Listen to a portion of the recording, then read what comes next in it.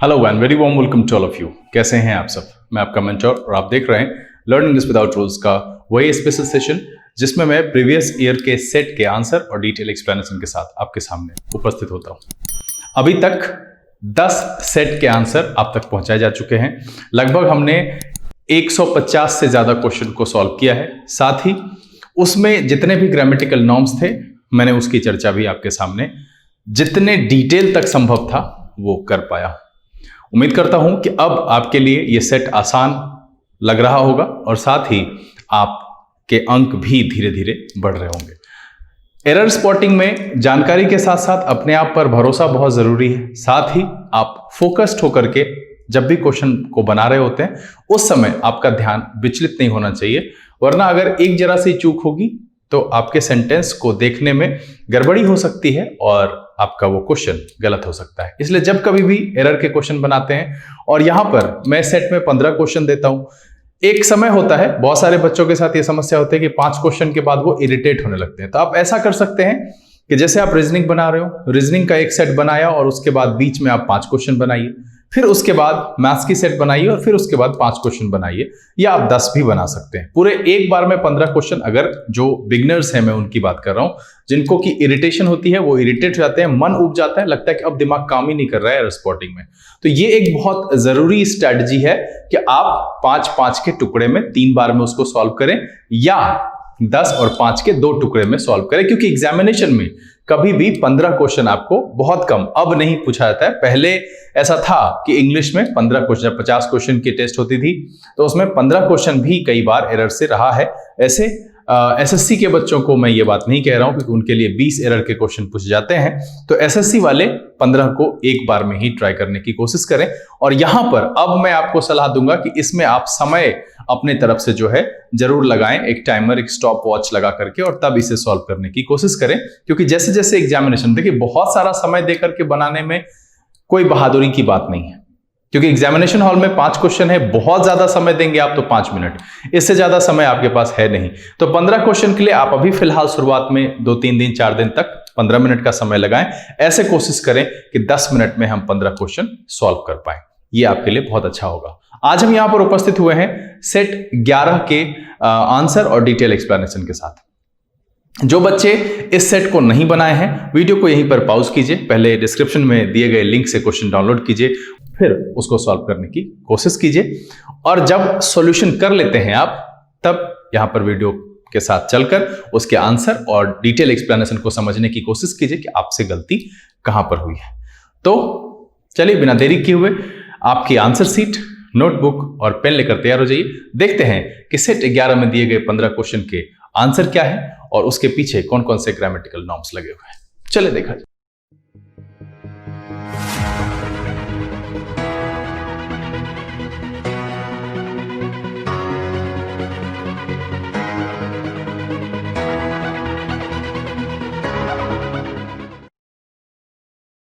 आइए अब हम आज के सेशन की शुरुआत करते हैं। जो लोग इस चैनल पर नए हैं, चैनल को सब्सक्राइब करना और बेल आइकन प्रेस करना नहीं भूलेगा, ताकि अपलोड की गई वीडियो की नोटिफिकेशन आपको मिले और आपका कोई भी सेशन मिस ना हो। यहां पर सेशन आज के यानी कि सेट 11 के आंसर से पहले मैं सबसे पहले तो एक सुधार है, जो सेट आपका 12वां जो सेट है उसका जो सवाल है 57वां, उसके ए ऑप्शन में एक प्रिंटिंग मिस्टेक है, डिजर्व्ड लिखा हुआ है वहां पर, आप उसे डिजर्व्स में चेंज करेंगे और तब इस सवाल को बनाएंगे। ध्यान देंगे मैंने क्या कहा, एक बार फिर से मैं रिपीट कर दे रहा हूं कि सेट 12 के पहले सवाल यानी कि जो क्रम से 57वां 57th क्वेश्चन जो है उसके ए ऑप्शन में ही डिजर्व्ड लिखा हुआ है, उसको आप करेंगे डिजर्व्स।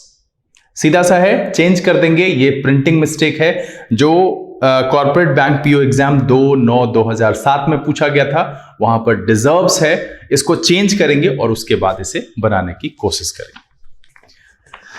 एक बच्चे ने सेट 10 के आंसर के क्वेश्चन नंबर 47वें को फिर से समझाने की बात कही थी, तो मैं यहां पर उसे समझा देता हूं। देखिए 47th क्वेश्चन में उन्होंने कहा सिंस लगा हुआ है, तो सिंस के साथ वैसे भी पास्ट सिंपल का प्रयोग होता है। अगर आपने रट करके भी पढ़ा है तो सिंस के साथ पास्ट सिंपल का प्रयोग होता है। और देखिए कि यहां पर सिंस द टेनेंट फेल्ड, बिल्कुल यहां लगा हुआ है कि जब से और तब से के सेंस में भी सिंस का प्रयोग करते हैं।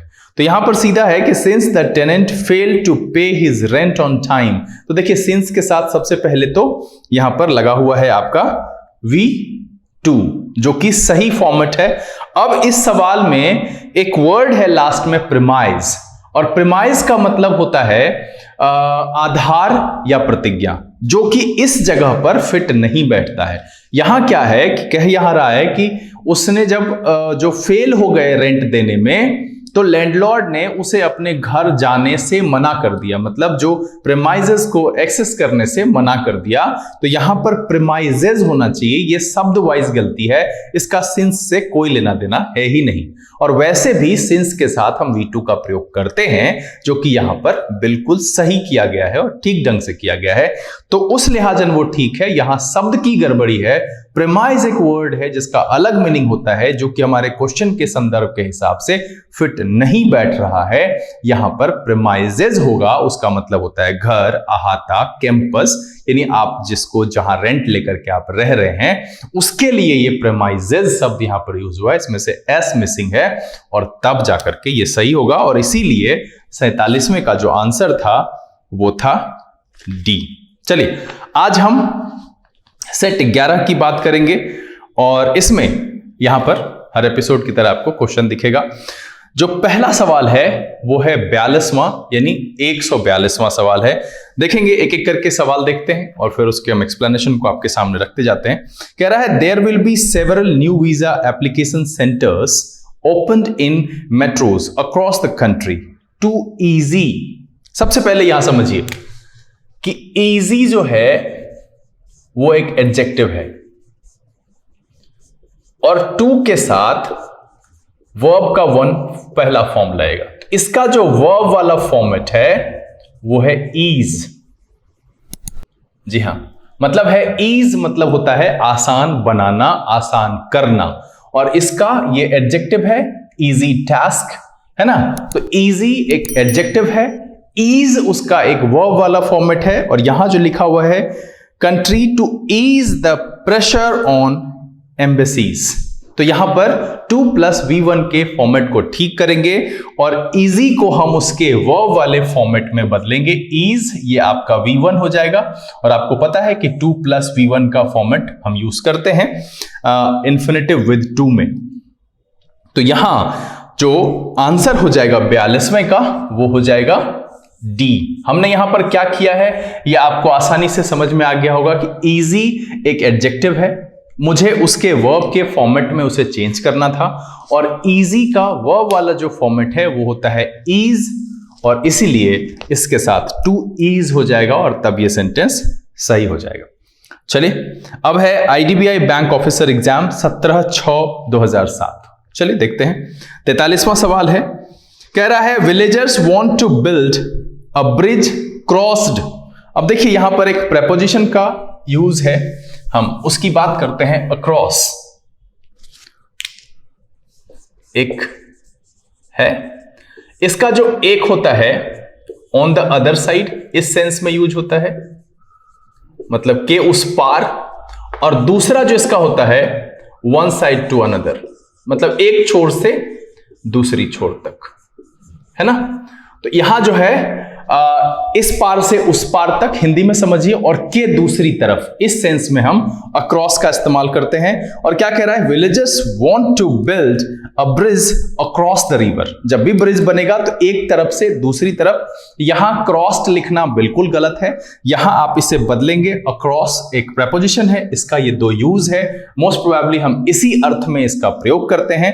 इसको जब आप लगा देंगे तो ये आपका सेंटेंस सही हो जाएगा, और इस लिहाजन जो 43वें का आंसर हो जाएगा वो हो जाएगा आपका बी। हम इसमें करेंगे क्या, अक्रॉस को चेंज कर, क्रॉस्ड को चेंज करके अक्रॉस बना देंगे, तब ये सही हो जाएगा, क्योंकि अक्रॉस का मतलब होता है ऑन द अदर साइड, मतलब दूसरी तरफ, या फिर एक छोर से दूसरी छोर तक। ठीक है, क्या है वन साइड टू अनदर। चलिए 44वां देखा जाए। कह रहा है he has invited one of his biggest business rivals। अब देखिए, जैसे ही मैंने कहा था कि ऑफ का हम सिलेक्शन के लिए प्रयोग करते हैं तो उसके बाद आने वाला जो नाउन होता है या प्रोनाउन होता है वो प्लूरल होता है, तो वन ऑफ लगाया है, वहां से सेलेक्ट कर रहा है, तो राइवल्स बिल्कुल सही यूज किया गया है।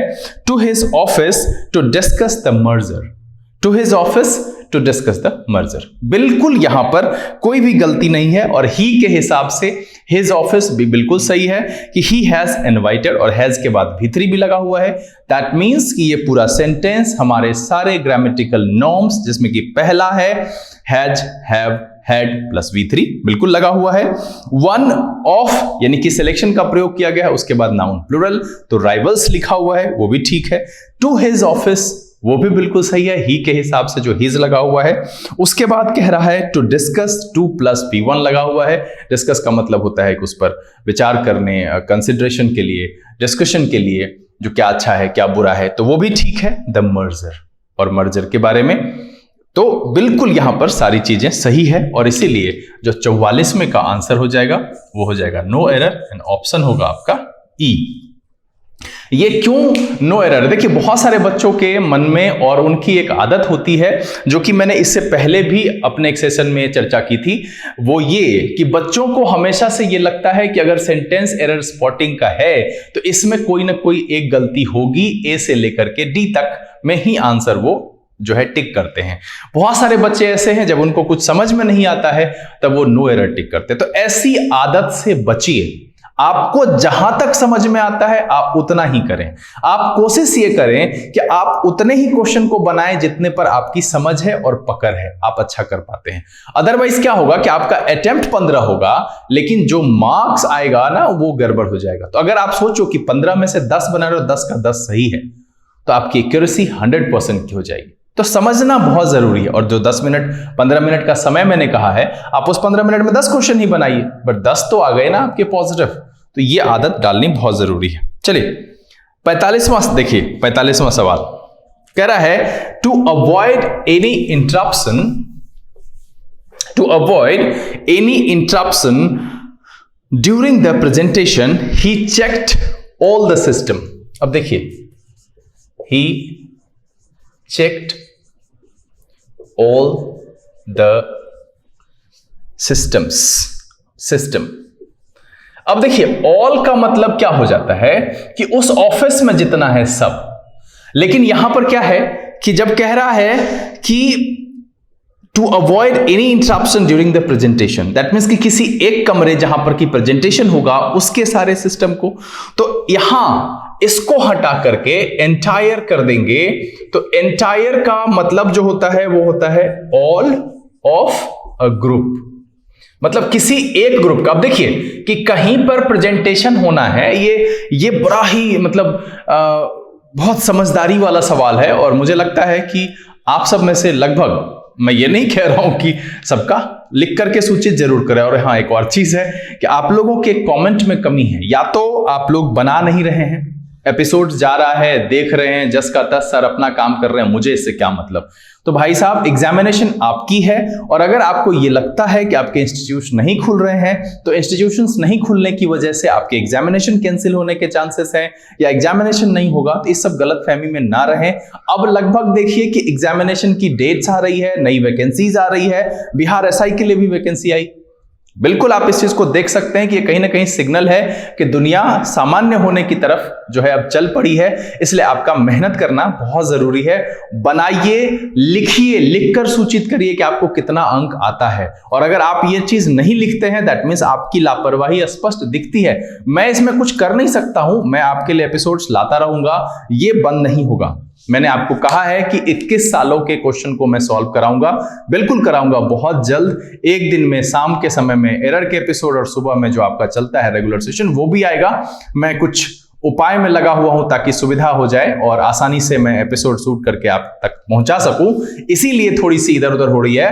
तो इस बात को समझिए कि मैं ये देख रहा हूं कि एक ही दो बच्चे हैं जो सीरियसली बनाते भी हैं और कमेंट भी करते हैं। तो जो लोग गायब हैं वो खुद ही सोचिए कि वो अपने करियर को से आंख में चौली खेल रहे हैं, वो गायब हो रहे हैं, तो उनका करियर वो आप समझिए। मैं आपको बस एक आपके मार्गदर्शक के तौर पर यह कह रहा हूं कि आपका ऐसा करना बिल्कुल डेंजरस है और ये आपके लिए जो है हानिकारक साबित हो सकता है, इसलिए बनाइए जरूर, इतना समय जरूर निकालिए, इतना भी व्यस्त मत हो जाइए।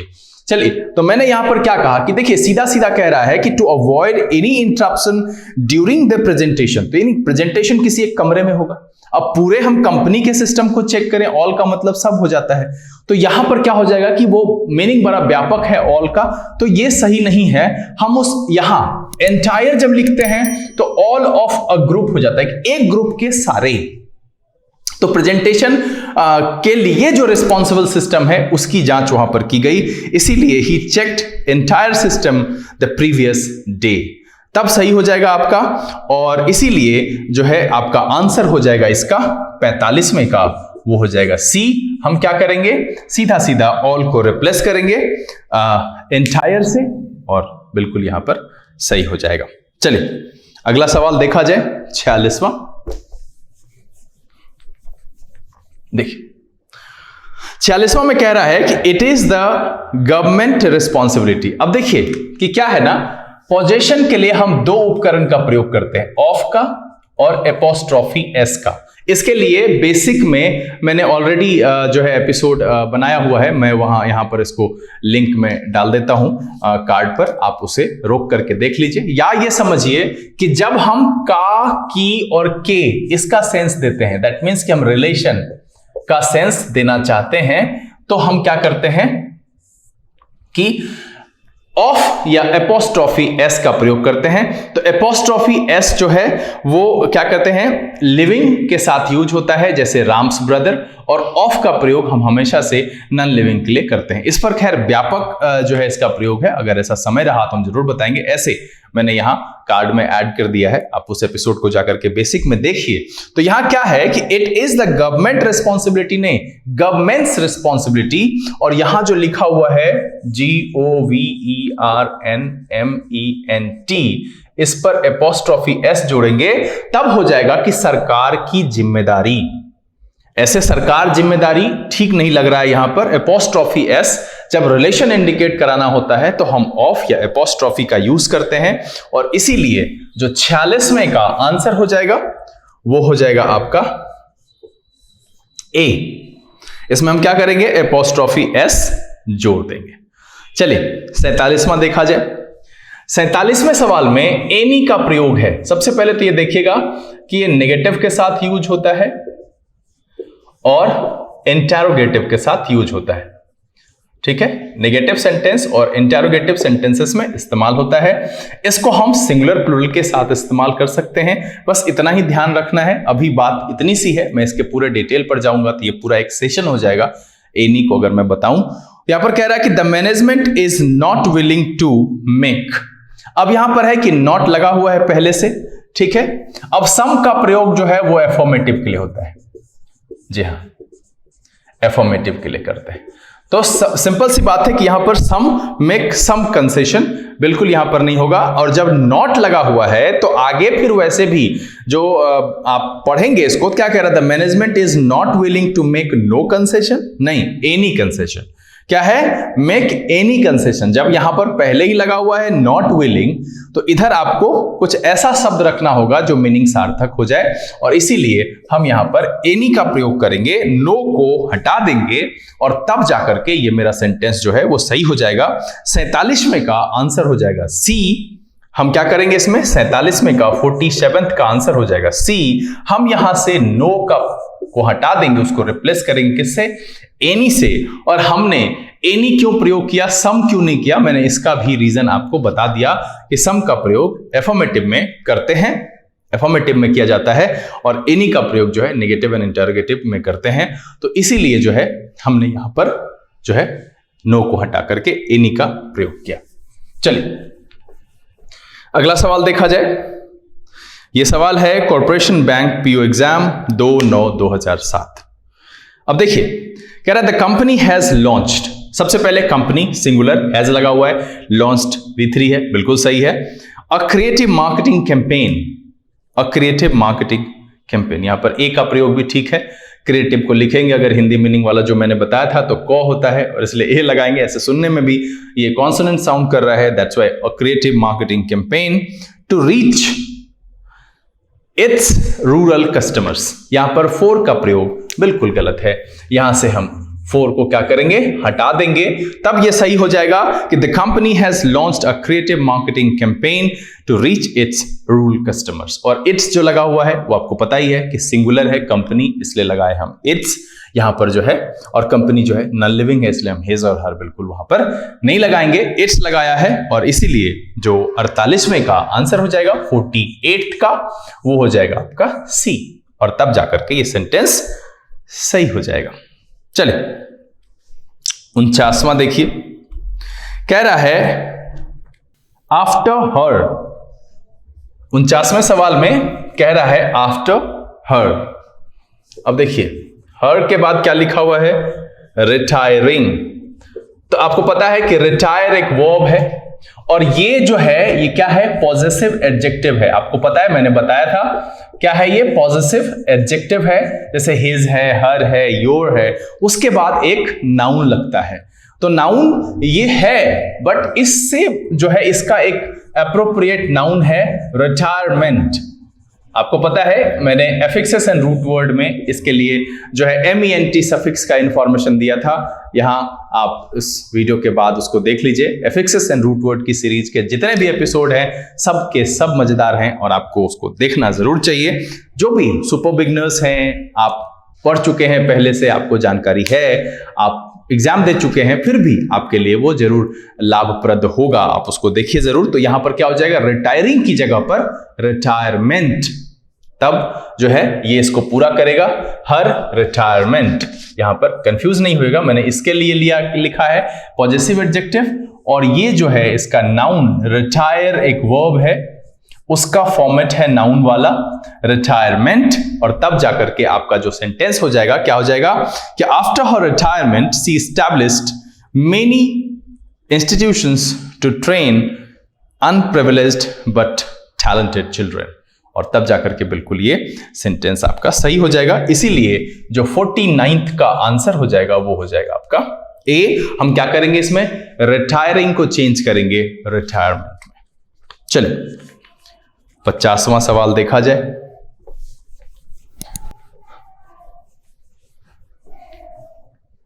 देखिए अगेंस्ट हिज फैमिली विश, जी हां यहां विशेष की जरूरत नहीं है, यहां क्या हो जाएगा विश, है ना। विशेष का प्रयोग यहां पर बिल्कुल गलत है, मतलब है परिवार की इच्छा के विरुद्ध, अगेंस्ट हिज फैमिलीज विश, सीधा सीधा है families wish. Rajesh plans to take up a job as a journalist, तब ये सही हो जाएगा against his families wish. Wishes यहां पर बिल्कुल गलत है क्योंकि यहां पर एक ही विश की बात की जा रही है, और इसीलिए जो 50वें का आंसर हो जाएगा, बड़ा ही आसान सा क्वेश्चन था ये, कि यहां विशेज नहीं होगा, अगेंस्ट हिज फैमिलीज विश, है ना, कि यहां पर उसका सेंस है इच्छा, डिजायर के सेंस में, मतलब उनकी जो चाहत थी उसके विरुद्ध जो है Rajesh plans to take up a job as a journalist, तब जाकर के ये सेंटेंस बिल्कुल सही हो जाएगा। चलिए 51वां सवाल देखा जाए, ये भी पीछे मैं बता चुका हूं कि the candidate has appealed for donations from younger voters, ठीक है। यहां वोटर्स को अगर आप देखेंगे तो उसके हिसाब से आपको हु ठीक लगेगा, है ना। वोटर्स के हिसाब से मैंने कहा था लिविंग के लिए यूज करते हैं, तो ओब्वियसली वो ठीक है, बट क्या कह रहा है कि who will be used to defray campaign expenses, that means बात किसकी हो रही है, तो यहां पर जो ये यूज हुआ है, ये यूज हुआ है डोनेशन के लिए, है ना।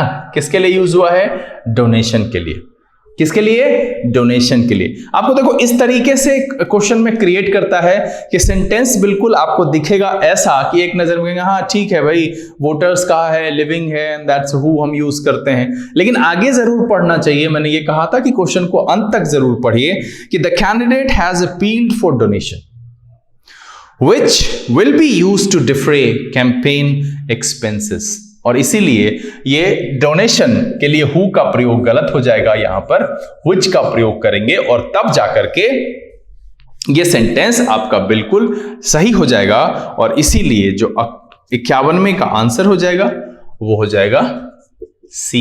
कंफ्यूज नहीं होइएगा, यहां पर वोटर्स के लिए बिल्कुल इसका प्रयोग नहीं है। अगर वोटर्स के लिए हुआ होता तो बिल्कुल ये सही हुआ होता, लेकिन कह रहा है कि which will be use to defray, क्या यूज होगा, जो डोनेशन आएगा ना वो यूज होगा टू डिफ्रे कैंपेन एक्सपेंसेस, और दैट्स व्हाई यहां पर जो है इसमें हम प्रयोग करेंगे विच का, हु का प्रयोग बिल्कुल गलत है।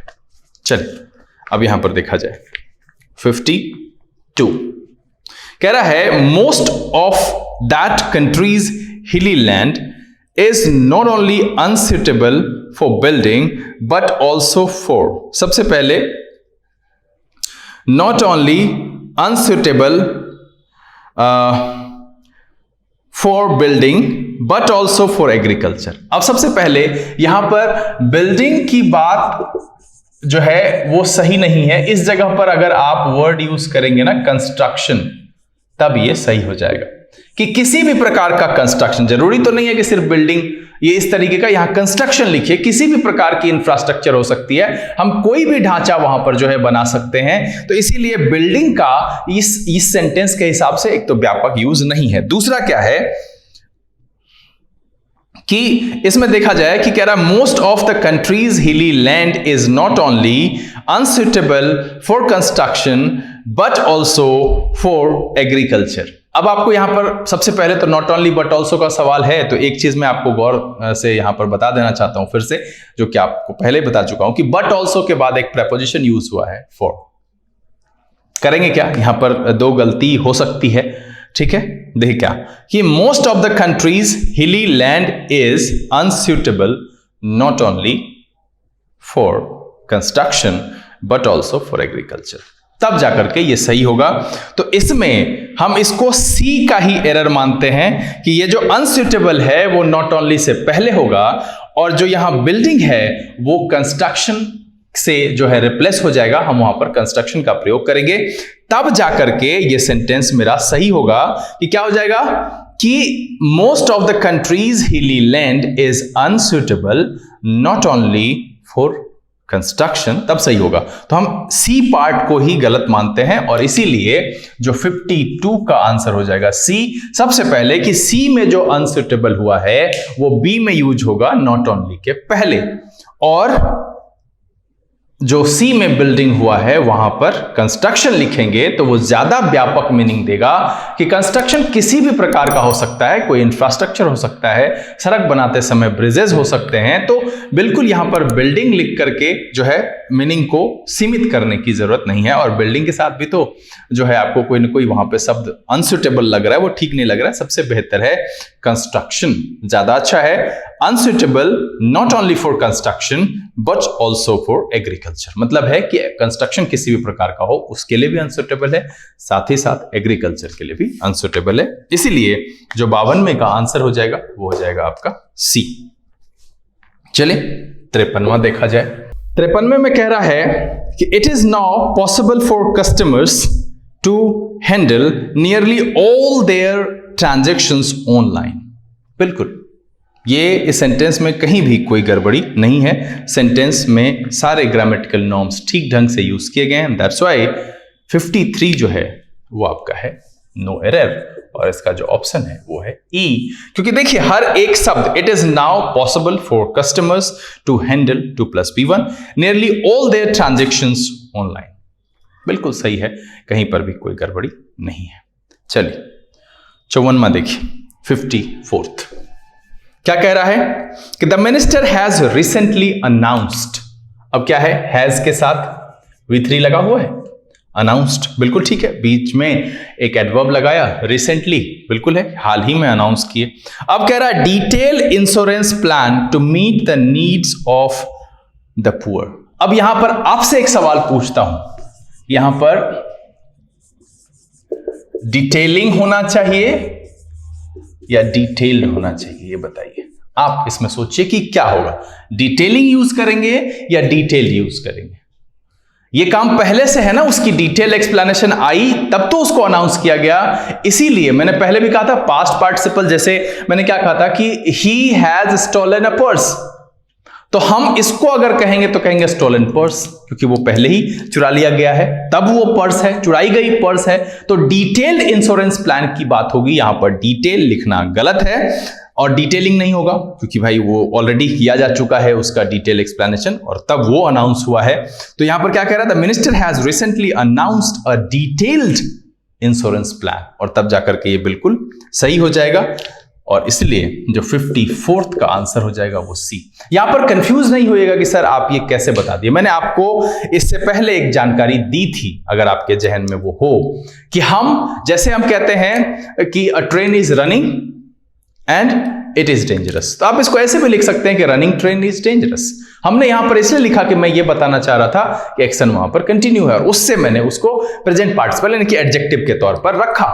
इसी तरीके से he has stolen a purse and this is new, हम ये बात यहां पर प्रेजेंट में रख रहे हैं, तो उसको कहेंगे stolen purse is new। That means कि वो जो प्रक्रिया है वो पहले हो चुकी है, दैट्स व्हाई हमने पर्स से पहले stolen का इस्तेमाल किया। हम यहां पर ये दर्शाना चाह रहे हैं कि वो काम जो है उसी मतलब परफेक्ट एक्शन का से बना हुआ रिजल्ट जो हुआ उससे उसको एक हम एडजेक्टिव के तौर पर रखते हैं, जिसे हम पास्ट पार्टिसिपल कहते हैं।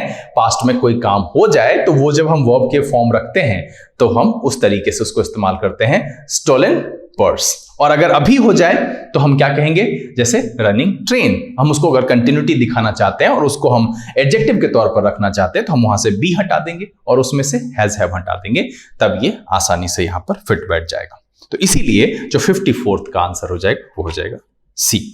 चलिए 55वां सवाल देखा जाए। 55 देखिए, यह सेंटेंस मैक्सिमम लोगों को ठीक ही लगा होगा, है ना, कि in the circumstance the manager has no option except to resign.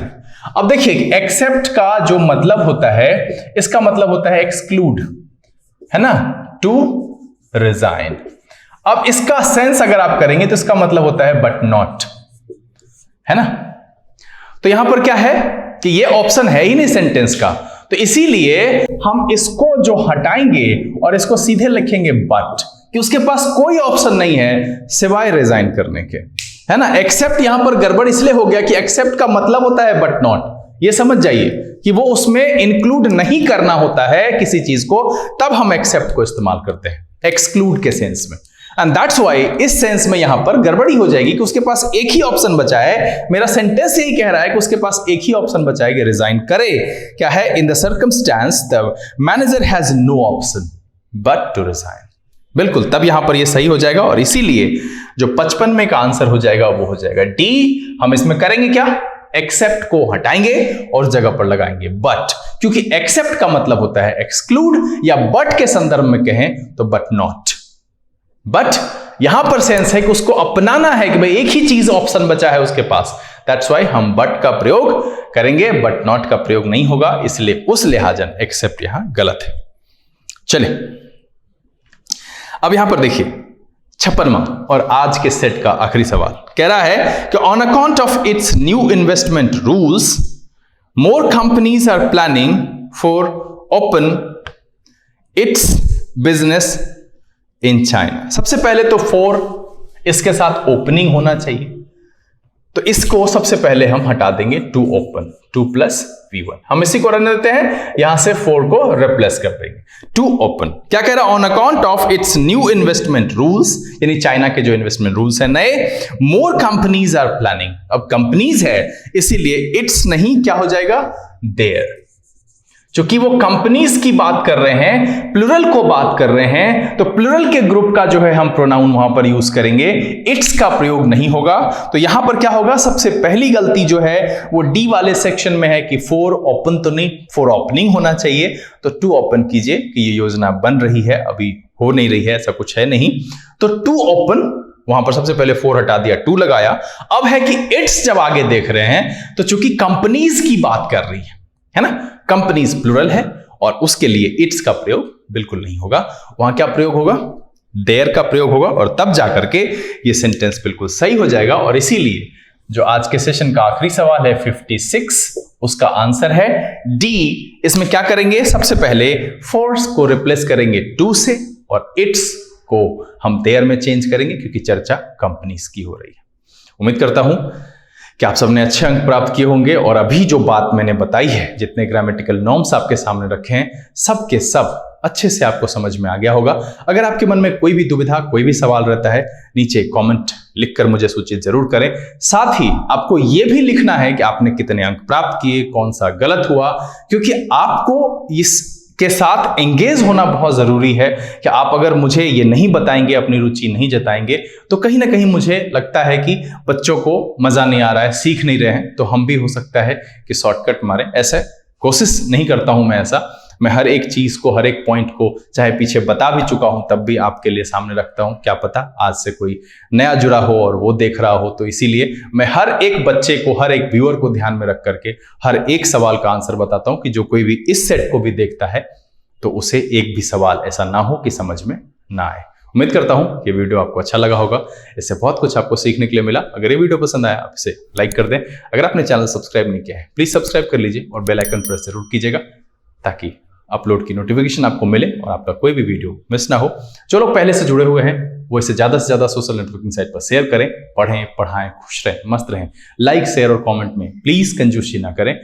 ये हमारे लिए आपकी तरफ से एक प्रेरणा का स्रोत होता है, जो हमें मोटिवेट करते रहता है कि हम ऐसे निरंतर आपके लिए उपयोगी एपिसोड्स लाते रहें। अगले दिन हम सेट 12, और हाँ एक और चीज कि आज के सेट में भी अंत में एक सेट लगाया गया है। या तो आप वीडियो रोक करके उसका स्क्रीनशॉट लीजिए, या नीचे डिस्क्रिप्शन में उसका लिंक दिया हुआ है, आप उसे डाउनलोड कीजिए, बना करके तैयार रहिए। बहुत जल्द जैसे जैसे क्रम से वहां पहुंचेंगे, उसके सोल्यूशन के साथ भी आपके सामने उपस्थित होंगे। अगले दिन एक और रोचक एपिसोड के साथ आपके सामने उपस्थित होते हैं। तब तक के लिए लर्न इंग्लिश विदाउट रूल्स के सेशन से this is B K Singh signing off. Keep reading, keep practising. Thank you, God bless you.